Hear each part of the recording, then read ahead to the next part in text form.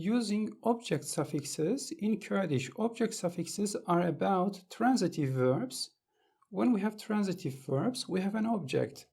I eat cheese for lunch.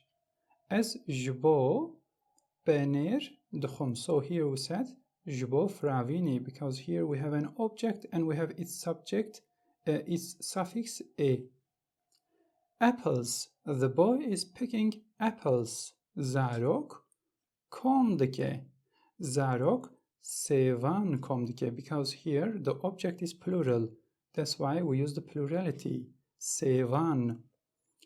The jacket. I take the jacket from the hanger. We look at the tense at first. It is present. Ez je hlavesteke digerim. Ez jacket.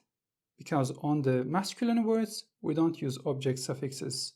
Jacket. The nurse. The nurse opens the door. Deri vekir. Hemşire deri vekir. In the past tense, with subjects, we don't use suffixes. Hemşire.